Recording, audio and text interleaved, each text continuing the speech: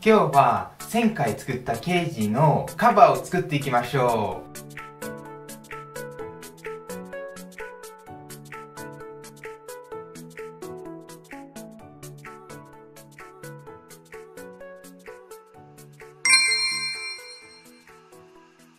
寝室の窓に使うためにこちらの遮音遮熱遮光カーテンをメルカリで安く買いましたけど、結構余ってて今テラリウムカバーに再利用しようと思います。テラリウムカバーを作る目的は主に3つがあります。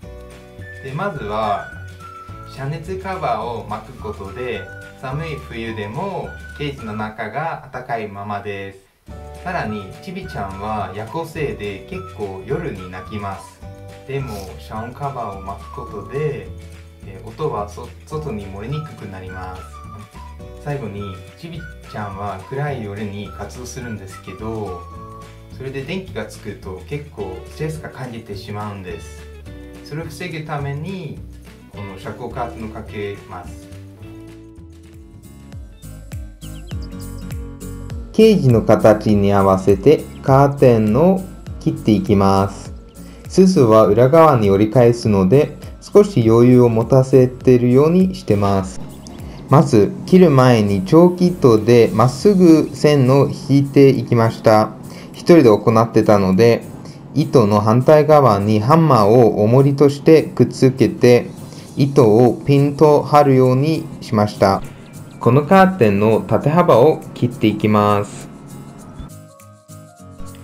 次に横幅も同じようにチョーキ糸で線を引いて線に沿って切っていきました。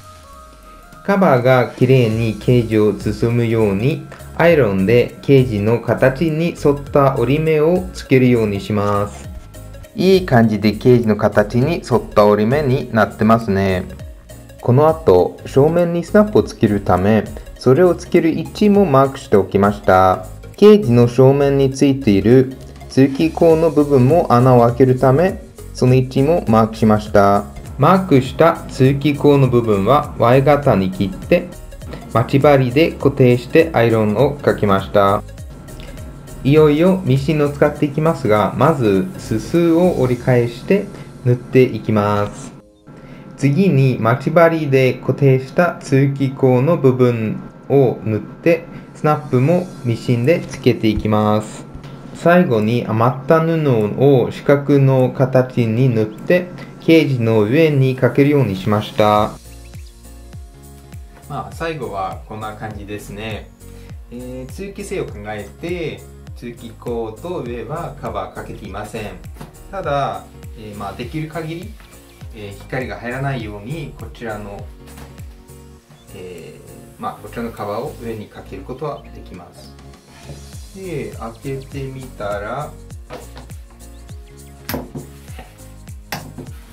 こういう風になります。一応見れる角度が結構ありますし、もし冬寒い日があった場合は中に他の加熱シートとか入れることはできます。